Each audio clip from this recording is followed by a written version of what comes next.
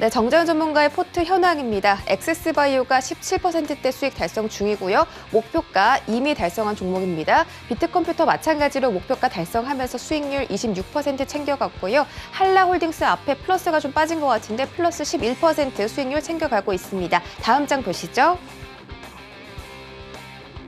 네, 아난티와 보령제약이 약간 손실 보고 있습니다. 보령제약이 제일 최근에 편입된 종목인데 손실을 조금 줄여가고 있는 모습이네요. 전략들 바로 확인해 보도록 하겠습니다.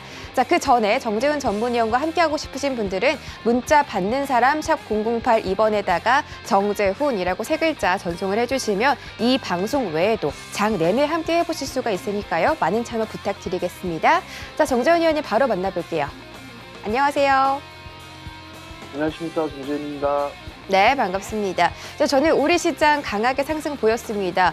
원달러 환율 영향이 좀 있는 것 같은데 환율이 1,150원을 돌파하지 않으면서 외국인들의 매수세가 좀 강하게 들어왔거든요. 전일 뉴욕 증시는 좀 조정세가 나왔습니다. CPI 지수가 급등한 부분도 있겠지만 또 고점에 대한 부담감도 있을 걸로 예상이 되는데요. 오늘 우리 시장 코스피 코스닥 예상 지수가 좀 마이너스권에서 흘러가는 모습이네요. 어떻게 대응해 볼까요?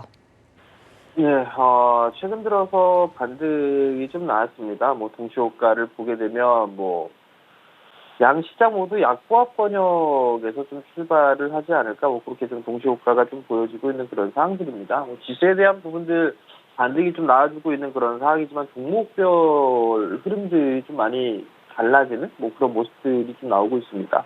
시장은 좀 약세 출발을 하겠지만 여전히 종목장으로 좀 진행되지 않을까라고 좀 보여지고 있고요. 오늘의 이제 변동성에 대한 요인이라든가 이런 부분들을 좀 살펴보게 되면 전날 이제 인플레이션에 대한 우려가 미국 시장 같은 경우는 그 부분들 때문에 변동성이 조금 있었어요. 좀 약세로 좀 밀려 내려왔지만 추세를 훼손하는 그런 부분들은 아닌 그런 상황들이기 때문에 크게 문제가 되지는 않을 것 같고요. 두 번째 부분은 확진자 수가 좀 증가를 하고 있는 그런 상황들이죠. 수요일날 0시 기준으로 해서 1,615명입니다. 확진자 수가 좀 최대치로 좀 증가를 했다라는 거. 그 부분들이 시장에 있어서는 변동성의 요인이 좀 되지 않을까라고 좀 보여지고요. 조정을 좀 받는다라면 여전히 매수 포인트로 좀 잡아봐도 좋지 않을까, 그렇게 좀 예상을 하고 있습니다. 양시장 모두 견조한 그런 모습들을 좀 보여주고 있어요. 그렇기 때문에 크게 밀리는 그런 부분들보다도 오늘 체크해야 될 부분들은 거래소가 됐든 코스닥이 됐든 5일선 자리대를 좀 지지를 해주는지 그 부분들을 좀 체크를 해보면 좋을 것 같고요. 만약에 밀리게 된다면 이중바닥형의 모습을 좀 보이러 간다, 그렇게 좀 보시면 좋을 것 같습니다. 원달러 환율은 좀 계속적으로 체크를 해봐야 될 것 같아요. 이미 정고점 자리대를 넘어선 그런 모습들을 좀 보여지고 있거든요. 근데 어제 달러 인덱스가 다시 종가 기준으로 수일 내 최고치를 좀 기록을 하고 있습니다. 원달러 환율 같은 경우도 1,150원 언저리대까지 지난주에 갔다가 다시 또 눌러주는 그런 모습들을 좀 보여주고 있는데 정고점 자리대 이탈된 그런 모습들은 없습니다. 그럼 결국은 이 1,150원 자리대를 넘어설 수 있다라는 거. 일단 1,145원이 넘어선 그런 모습들을 보여주고 있기 때문에 1,160원 자리대까지는 상승이 좀 나오지 않을까 싶습니다. 그러면 수급에 대한 악화 우려 이런 부분들이 있습니다. 그렇기 때문에 오늘 외국인 쪽에 있어서의 선물이 매도가 좀 나와주는지 그 부분들을 좀 봐야 될 것 같고요. 최근 들어서 수급적인 부분들 외국인 쪽이나 기관 쪽에 있어서의 매수가 유입이 되는 그런 모습들을 좀 보였었어요. 거래시장 같은 경우도 이거를 연속적으로 좀 매수가 들어와주는 그런 모습이었는데 어찌됐든 간에 매수에 대한 강도는 약합니다. 매도가 나왔을 때 상당히 좀 강하게 매도가 나왔지만 매수가 들어왔을 때는 강하지가 않다라는 거. 그러면 결국은 매도 물량이 좀 출회가 되게 된다면 또다시 변동성에 좀 노출이 될 수가 있어요. 선물 같은 경우도 이거를 연속적으로 환 매수가 좀 들어왔는데 오늘도 이어질 수 있는지 혹은 매도가 나와주는지 그 부분도 좀 보셔야 될 것 같고요. 여전히 어닝 시즌인 그런 부분들이 있기 때문에 수급적인 종목군들 여전히 좀 봐야 될 것 같습니다. 그럼 이제 수급 관심주들아 이런 부분들 좀 이따가 말씀을 좀 드려보도록 하겠고요. 이슈에 의한 트레이딩을 좀 보게 되면 집콕을 많이 하고 있죠. 혼술도 좀 많이 하고 있고요. 그러면 이 안주에 대한 HMR 간편식에 대한 부분들이 시장에서 좀 영향을 받을 수밖에 없을 것 같습니다. 거기에 따른 관련주들 좀 보게 된다면 대상이라든가 이런 기업들이 좀 있을 거예요. 많이 빠졌죠. 대상 같은 경우. 그렇기 때문에 241선짜리 때까지 밀려내렸으니까 뭐 이런 종목군들이라든가 아니면 CJ제일제당 같은 기업 같은 경우도 매수 쪽 섹터는 지수방어 역할을 좀 하고 있죠. 그렇기 때문에 CJ제일제당이라든가 아니면 신세계푸드 뭐 이런 기업들이 그래도 시장에서 좀 괜찮지 않을까라고 좀 보여집니다. 그렇기 때문에 이러한 종목군들 좀 보셔도 좋을 것 같고요. 그다음에 좀 전에 이제 어닝 시즌이니까 수급 개선 종목군들 좀 관심 있게 보자라는 말씀을 좀 드렸었는데요.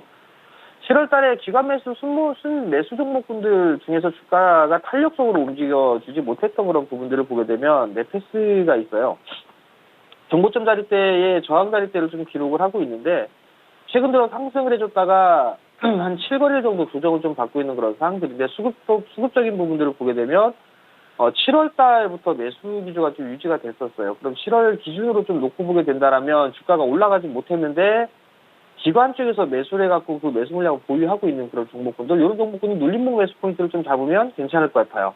그런 종목군들을 좀 보게 되면 뭐 네페스뿐만 아니라 LB세미콘이라든가 아니면 서울옥션이라든가 이런 기업들이 있어요. 서울옥션, 뭐 대형주 중에서는 삼성, SDI 뭐 이런 기업들이 좀 있거든요. 그 다음에 DLENC 뭐 이런 기업들이 있어요.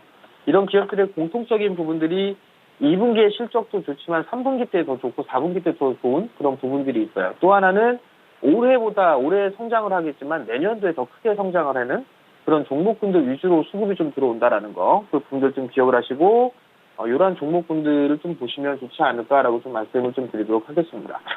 그리고 이제 관심 종목으로 좀 말씀을 드려야 될 부분들이 어제 저녁에 주유소 프로그램을 출연하면서 이제 종목을 좀 언급을 해드렸었어요. 근데 종목은 HLB라는 기업입니다. HLB라는 기업인데요. 시작 포인트나 뭐 이런 부분들은 주가가 일단 많이 빠졌어요. 많이 빠져 있는 그런 사항들이고요.